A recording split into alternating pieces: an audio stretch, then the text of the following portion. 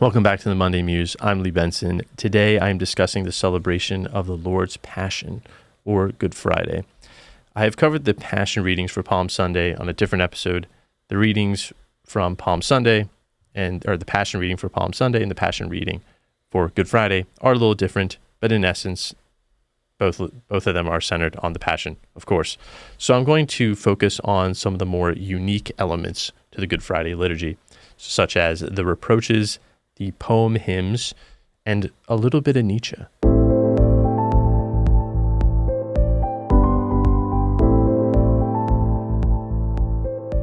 Before we begin, remember to like, comment, share, subscribe, do all the things, help me to appease the fickle and pernicious algorithm gods.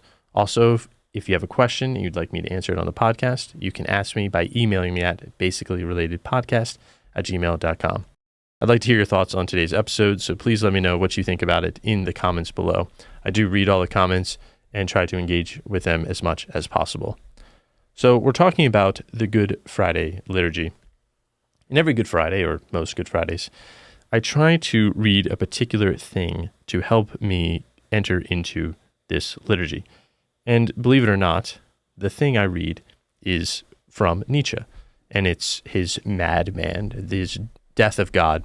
Although Nietzsche talks about the death of God throughout different readings or different writings, it's most articulated in his book, The Gay Science. And it's in The Gay Science that where we have the madman who talks about the death of God. So I'm going to quote the passage at length. The madman. Have you not heard of that madman who lit a lantern in the bright morning hours, ran to the marketplace, and cried incessantly, I seek God, I seek God. As many of those who did not believe in God were standing around just then, he provoked much laughter. Has he got lost? Asked one. Did he lose his way like a child? Asked another. Or is he hiding? Is he afraid of us? Has he gone on a voyage, emigrated? Thus they yelled and laughed. The madman jumped into their midst and pierced them with his eyes.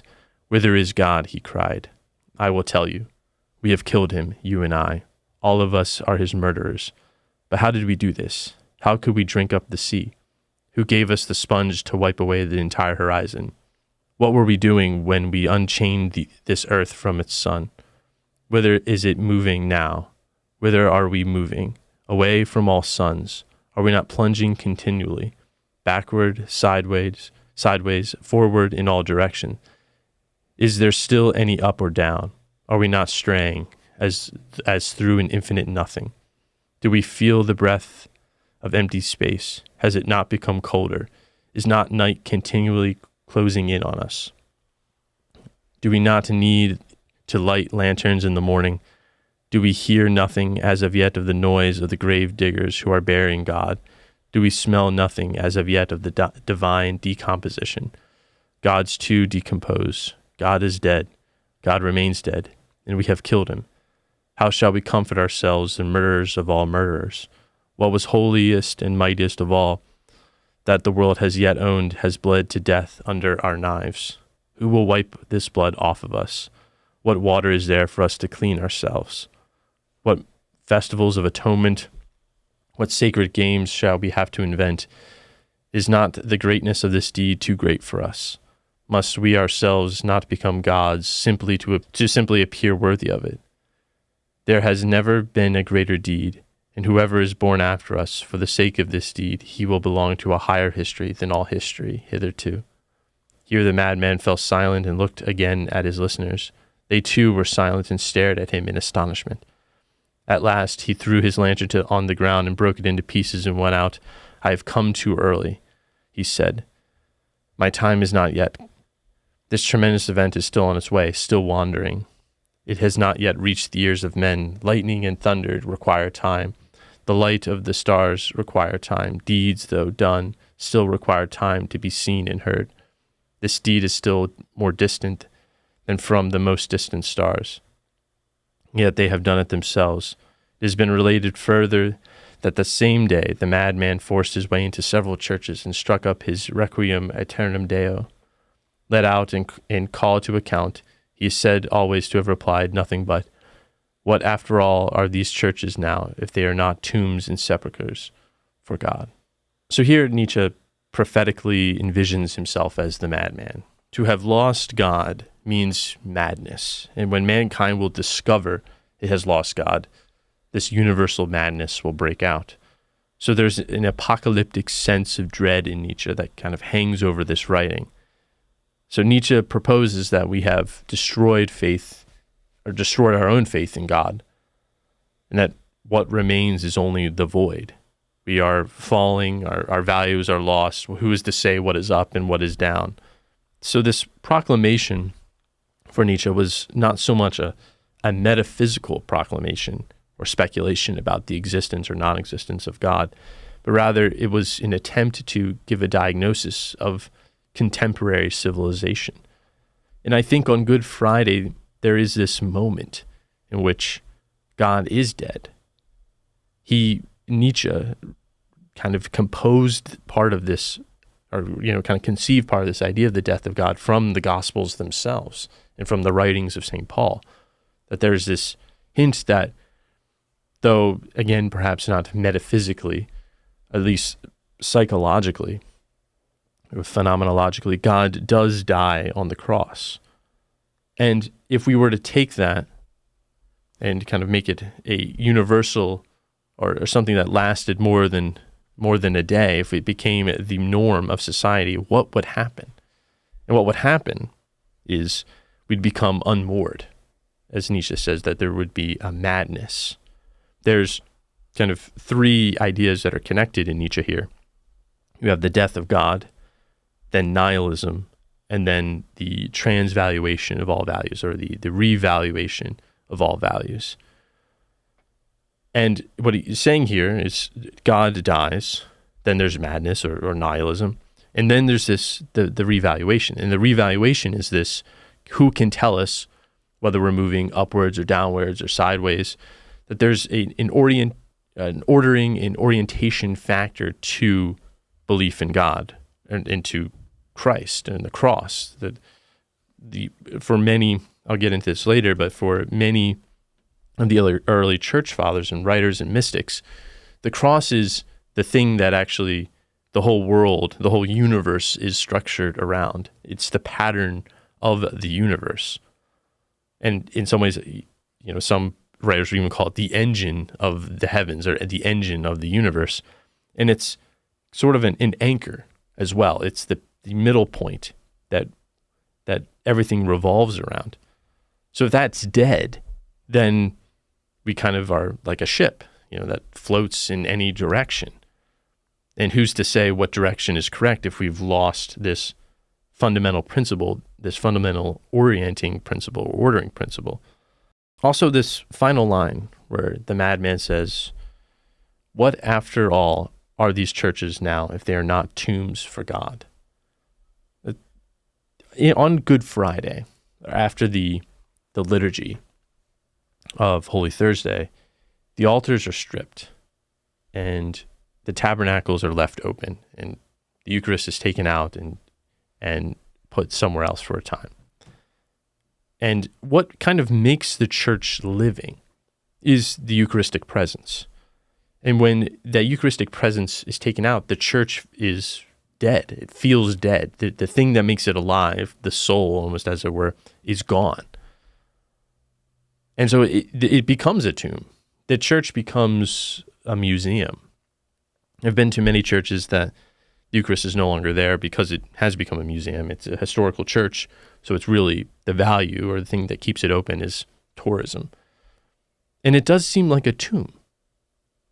There's nothing living there. There's no ongoing liturgies. There's no ongoing celebration of the sacraments, or at least Mass. And so the vitality of it, the spirit and the activity dies down. And so the church does look like a tomb in that moment. So I always thought this line about the churches becoming tombs was especially poignant during the Good Friday liturgy, because it felt that way. There's something very primordial and raw and real about the liturgy on Holy Thursday, the stripping of the altars. It's kind of gets to the primordial experience of death and darkness and pain that define human existence, are part and parcel of human existence.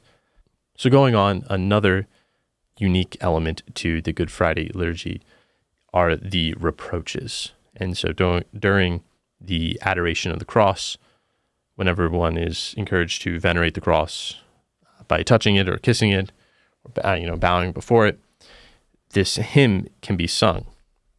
The repeating verse of the reproaches is, "My people, what have I done to you? Or how have I grieved you? Answer me." And so it goes through a litany of things that God has done for his people and how his people have repaid him. So it says, "I scourged Egypt for your sake with its firstborn sons, and you scourged me and handed me over. I led you out from Egypt as Pharaoh lay sunk in the Red Sea, and you handed me over to the chief priests. I opened up the sea before you, and you opened my side with a lance. I went before you in a pillar of cloud, and you led me into Pilate's palace. I fed you with the manna in the desert, and you rained blows and lashes on me. I gave you saving water from the rock to drink, and for drink you gave me gall and vinegar. I struck down the kings of the Canaanites, and you struck my head with a reed. I put into your hand a royal scepter, and you put on my head a crown of thorns. I exalted you with great power, and you hung me on the scaffold of the cross." So something interesting here. In the Latin translations of this, or the original Latin form, as you know, if you studied language at all, or a little bit, or know anything about language, there's two forms of you. There's the singular form, you, directly. Then there's the plural form of you. You all, you guys. In the Latin reproaches, the singular form of you is used. So you have opened my side with a lance. It's not you all or y'all have opened my side with a lance, but you singularly, you listening, have done this. So what does this mean? It means that these reproaches are not against the people of history. Although the Israelites and the people of Israel are singled out in the reproaches, it's not just the historical person or something that happened back then by the collective they, but by you, by the listener, by the person at the liturgy. You have done this. I have done this. So it's not just a series of events that happened in the past, but a charge of collective guilt, but it's a charge against us as individuals. And this reminds me of what Nietzsche mentioned in the death of God. As the madman cries, "We have killed him, you and I, all of us are his murderers." This is the Catholic understanding of the crucifixion, is that all people are responsible for the death of Christ, not just the historical persons of Israel, but every person of every time partakes in the passion of Christ. In the Holy Hour of Reparation, a devotion, within that devotion is the devotion to the 5 holy wounds of Jesus. And one of the prayers goes, "As I kneel before thee on the cross, most loving Savior of my soul, my conscience tells me it is I who have nailed thee to that cross with these hands of mine, as often as I have fallen into mortal sin, wearying thee with my monstrous ingratitude." So it's ingratitude in the reproaches that Christ is calling out, that God is calling out. And it's this profound sense of ingratitude that God's saying, look at all that I've done for you, and this is how you repay me. Gratitude for St. Augustine, for St. Augustine, St. Aquinas, is a subset of justice. It's giving back a favor, or it's a reminder of a favor. And he talks about gratitude and ingratitude, and that ingratitude sometimes is a part sometimes why we don't pay something back, is because of forgetfulness. And what St. Thomas says is that it's ingratitude because of forgetfulness is still a sin. And it's not because of a natural defect, because you forgot, which is, not subject to your will. Forgetting is not your fault, but it's because it arises from negligence. Our forgetfulness of the things that God has done for us is neglectful. So he says that when forgetfulness of a favor lays hold of a man, he apparently has given little thought to the repayment. That's why we forget. It's because we don't think it's important out of negligence to repay the debt. St. Bonaventure suggests in a prayer that the true worshiper of God and disciple of Christ, who desires to conform perfectly to the Savior of all men crucified for him, should strive, above all else, to continuously, both in flesh and in his soul, to carry the cross of Christ and to feel the cross of Christ and to be nailed to the cross of Christ, as St. Paul says in Galatians, so that he will have a memory of the things that Christ has done for him. He will experience in his own existence what Christ has done, and therefore he will not be unmindful or ungrateful for the Lord's passion, but he will contemplate it continually. I believe this is part of Lent, is this continual contemplation of the passion of Christ. The church understands human nature, and it's that we are often forgetful creatures, we're neglectful creatures, and we're creatures prone to comfort. So Lent comes around to remind us of the things that Christ has done for us on the cross. Although every Mass should do that, but it's highlighted especially in the season of Lent that we don't become neglectful, we don't become forgetful, and therefore experience ingratitude towards the things that Christ has done for us. That we don't want to experience Christ opening the way for us in the sea symbolically, or feeding us with the manna in the desert symbolically, only to hand him over by sin to his torturers and to his murderers. We don't want to participate in crucifying Christ anymore, but to repair the damage that we've done. There's another hymn that can be sung during the adoration of the cross, or after the adoration of the cross, before communion. And I call it a hymn poem. That's how it seems to me. But it's a poetic hymn of the victory of Christ over sin, death, and Satan. It kind of goes over all of salvation history as it pertains to Christ in a way. It has a few stanzas. So it says, "For when Adam first offended, eating that forbidden fruit, not all hopes for glory ended with that serpent at the root. Broken nature would be mended by a second tree and shoot."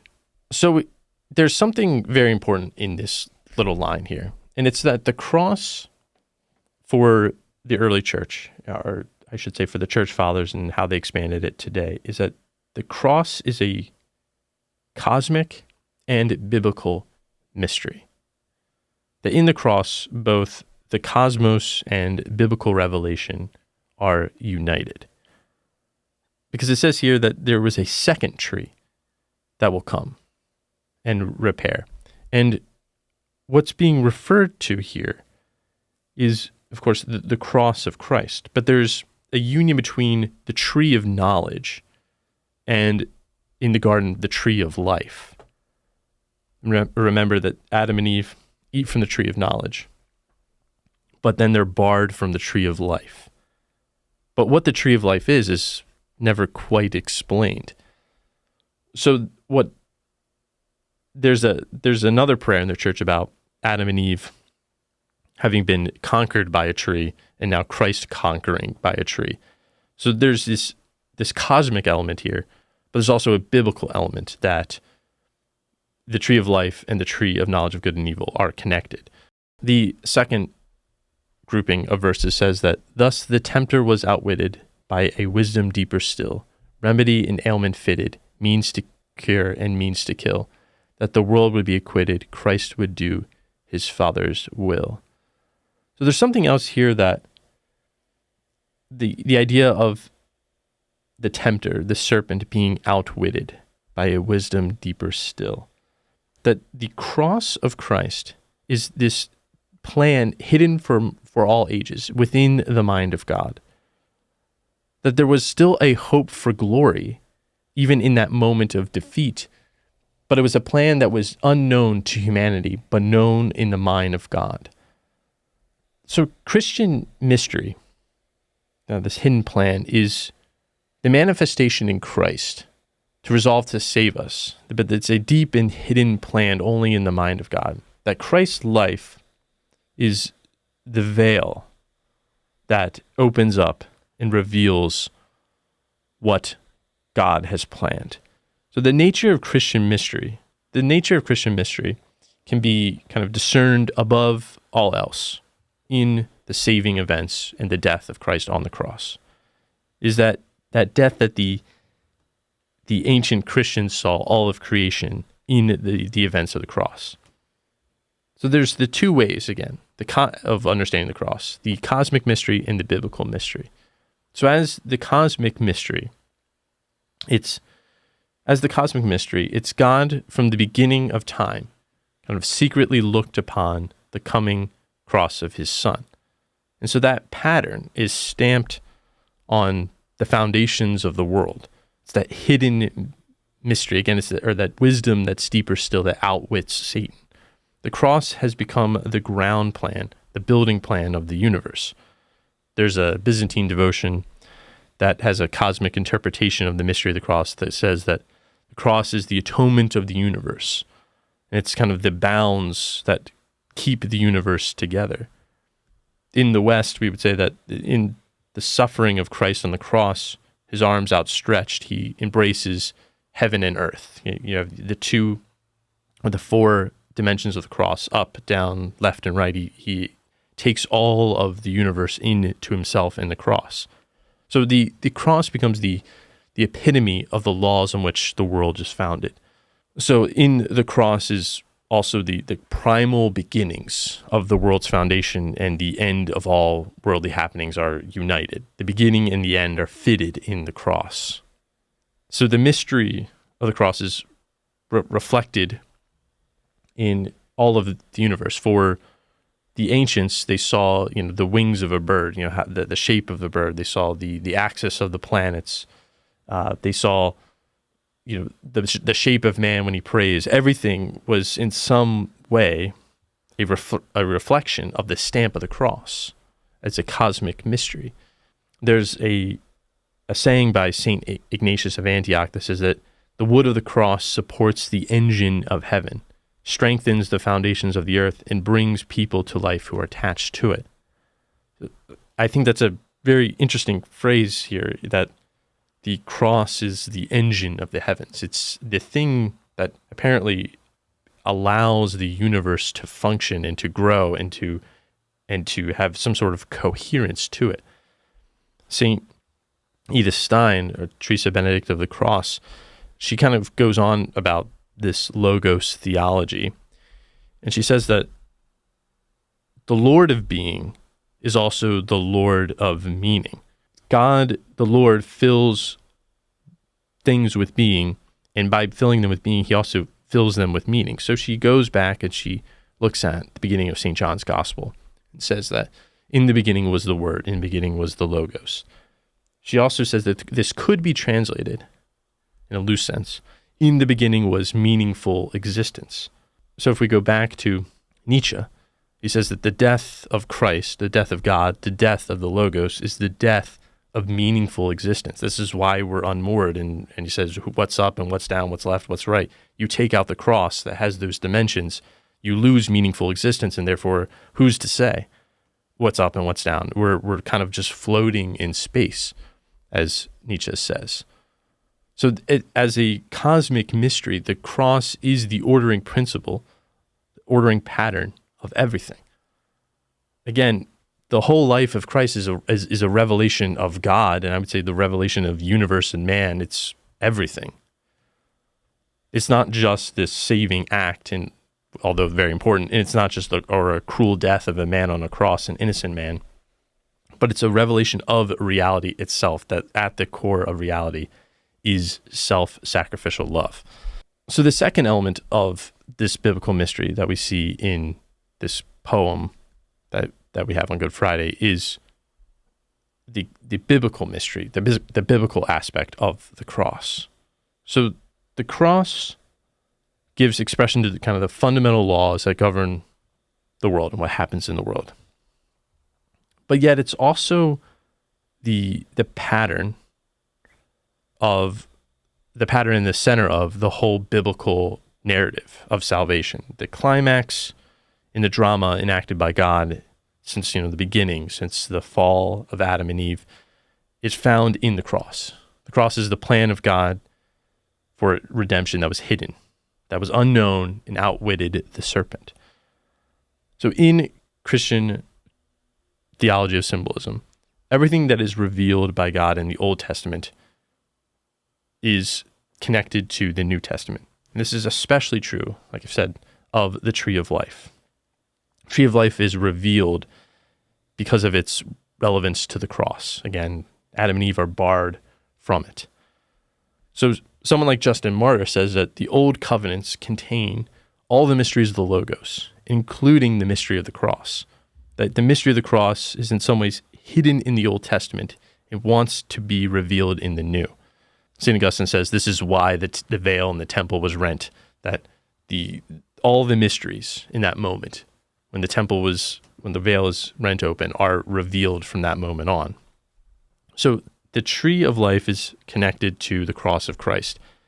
There are some Jewish prophetical writings about the fourfold stream that comes out from the tree of life as an image of representing messianic salvation. The tree of paradise becomes a prefiguration for the cross. The cross is the center of the world. The tree of life was the center of the world.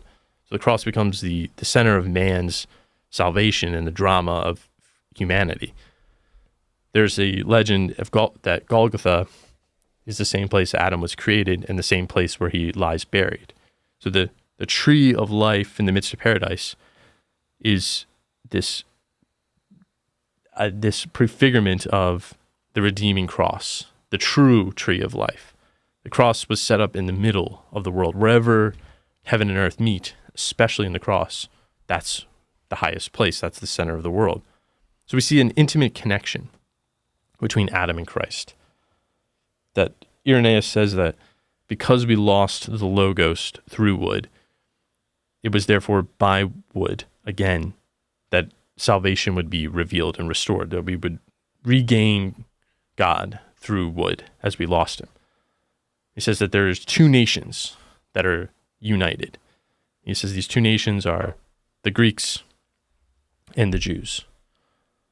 And so you have the cosmos of the Greeks and the biblical revelation of the Jews that are united and fulfilled at the cross of Christ, in the death of Christ, the Logos, the ordering principle, the meaning and logic of the universe.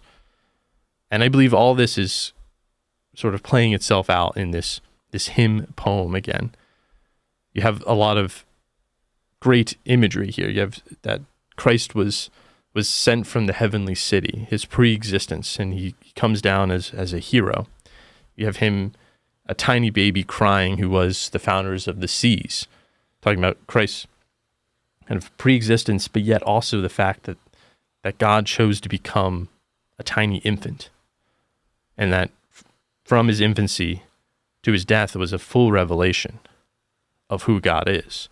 That, again, the poem goes on to say that he was born to be rejected, and he was born and chose to toil and pain and hunger.